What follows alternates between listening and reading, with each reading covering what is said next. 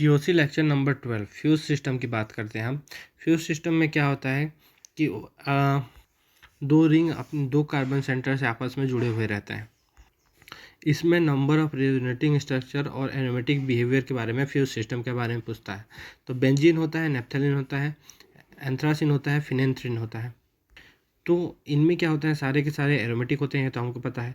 अब इनके resonating structure कितने होंगे, नंबर ऑफ रेजोनेटिंग स्ट्रक्चर पता करने के लिए अगर लीनियर है जैसे कि बेंजीन, नेप्थलीन और एंथ्रासिन, तो उसको n+1 कर देंगे। n क्या है, नंबर ऑफ रिंग है। तो बेंजीन में एक रिंग है, उसका 2 होगा क्या रेजोनेटिंग स्ट्रक्चर। नेप्थलीन में 2 रिंग है तो 3 हो जाएगा, और एंथ्रासिन में 3 है तो 4 रेजोनेटिंग स्ट्रक्चर देगा।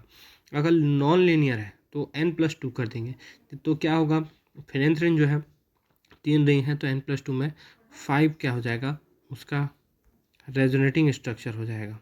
एरोमेटिक पावर या एरोमेटिक बिहेवियर की बात करें तो क्या होता है, नेप्थलीन क्या होता है, दोनों रिंग एरोमेटिक होता है जब उसका क्या होता है, एक पाई इलेक्ट्रॉन दोनों फ्यूज रिंग के बीच में रहता है। लेकिन अगर वो इसमें से एक रिंग डिलोकलाइज कर जाए, जिसमें वो जिसके साइड हम शो कर रहे हैं पाई बॉन्ड को, हालांकि ये दोनों का होता है, लेकिन जब वो एक रिंग रेजोनेट कर जाता है तो दोनों का फ्यूज रिंग जो है एक टाइम पे दोनों एरोमेटिक नहीं रह पाता है। एक रिंग एरोमेटिक रहता है, एक रिंग एरोमेटिक नहीं रह पाता है। तो इससे क्या होता है, उसके एरोमेटिक बिहेवियर में कुछ कमी आती है। ऐसा ही अगर दूसरा रिंग में रेजोनेंस हो जाए तो उसके बाजू वाला रिंग फिर से नहीं रह पाएगा एरोमेटिक। तो इस प्रकार से इसमें 3 रेजोनेटिंग स्ट्रक्चर बन रहे हैं। लेकिन अगर बेंजीन में देखें तो इसमें 2 रेजोनेटिंग स्ट्रक्चर बनते हैं, लेकिन दोनों के दोनों क्या होते हैं, एरोमेटिक रहते हैं। तो एरोमेटिक पावर या एरोमेटिक बिहेवियर की बात करें तो बेंजीन सबसे ज़्यादा एरोमेटिक रहता है, फिर नेप्थलीन, फिर एंथ्रासिन होता है, फिर फिनेंथ्रीन होता है। बेंजीन का जो दोनों रेजोनेटिंग स्ट्रक्चर है, दोनों के दोनों एरोमेटिक रहते हैं। तो स्टेबिलिटी ऑफ रेजोनेटिंग स्ट्रक्चर किसके प्रोपोर्शनल होगा, अगर हम रेजोनेटिंग स्ट्रक्चर देखेंगे उसके क्या होगा फ्यूज सिस्टम में और हाइड्रोकार्बन वाले सिस्टम में। हाइड्रोकार्बन फ्यूज सिस्टम में क्या होगा कि अगर रेजोनेटिंग स्ट्रक्चर की अगर हम बात करें स्टेबिलिटी की, तो उसमें जितने ज़्यादा नंबर ऑफ रिंग रहेंगे उसकी स्टेबिलिटी उतना ज़्यादा होगी। और सेकंड, अगर नंबर ऑफ रिंग सेम आ जाते हैं तो हम उसमें नंबर ऑफ बेंजोनाइट रिंग काउंट करेंगे, और जिसकी बेंजोनाइट रिंग ज़्यादा होगी वो उतनी ही ज़्यादा स्टेबल होगी, उसकी वो रेजोनेटिंग स्ट्रक्चर सबसे ज़्यादा स्टेबल होगी। तो बेंजीन में बात करें तो नंबर ऑफ रिंग भी सेम है और नंबर ऑफ बेंजोनाइट रिंग भी सेम है, तो दोनों की स्टेबिलिटी बराबर आ जाती है।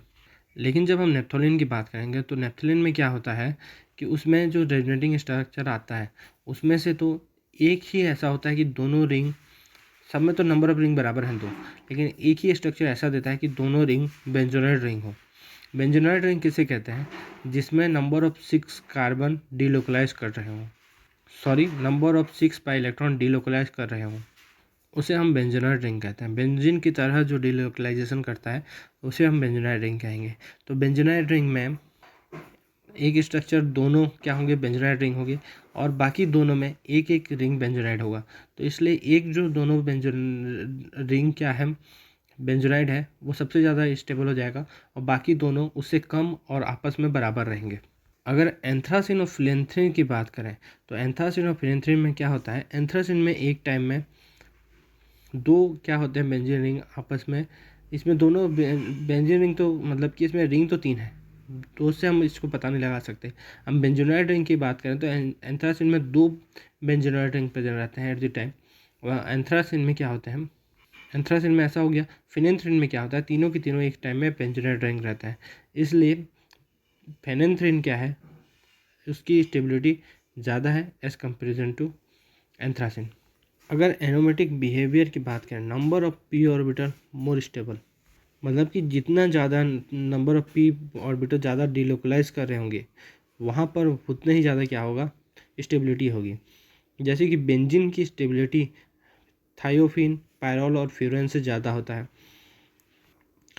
तो अगर थायोल में देखें, थायोफिन में देखें तो क्या होता है, इसमें 6 पाई इलेक्ट्रॉन डिलोकलाइज करते हैं, लेकिन इसमें पी ऑर्बिटल प्रेजेंट रहता है, और ऐसे ही पायरोल और फ्यूरेन में भी होता है।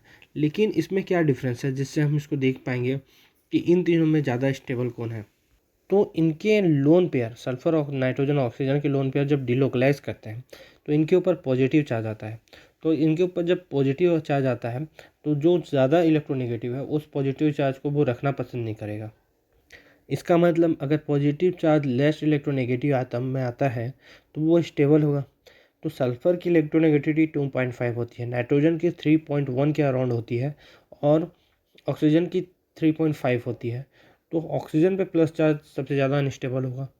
तो इसलिए हम बोल सकते हैं कि थायोफिन जो है सबसे ज़्यादा स्टेबल है, फिर पायरोल, फिर फ्यूरेन। अगर पॉजिटिव चार्ज कम वाले पे इलेक्ट्रोनेगेटिव एटम पे जो जिसका मतलब कि लेस इलेक्ट्रोनेगेटिव एटम पे पॉजिटिव चार्ज आता है तो स्टेबल स्ट्रक्चर बनता है। इसमें रेजोनेटिंग स्ट्रक्चर मोर स्टेबल होता है और पाई इलेक्ट्रॉन मोर डीलोकलाइज कर पाते हैं। या फिर हम दूसरे कॉन्सेप्ट से ये भी समझ सकते हैं, जैसे जनरल टर्म में कह देते हैं कि अगर मोर इलेक्ट्रोनेगेटिव है तो ये इलेक्ट्रॉन को अपनी ओर ज़्यादा खींच के रखे रहेगा लोन पेयर का, तो जल्दी से नहीं देगा। तो इसलिए उससे क्या होता है, डीलोकलाइजेशन अच्छा नहीं होता है, ऐसा जनरल टर्म में कह देते हैं। लेकिन फर्स्ट टर्म ज़्यादा इसका रीजनेबल आंसर है। अब एनिलेशन इफेक्ट की बात करें तो एनिलेशन इफेक्ट क्या है कि जब 2-3 रिंग फ्यूज रहते हैं तो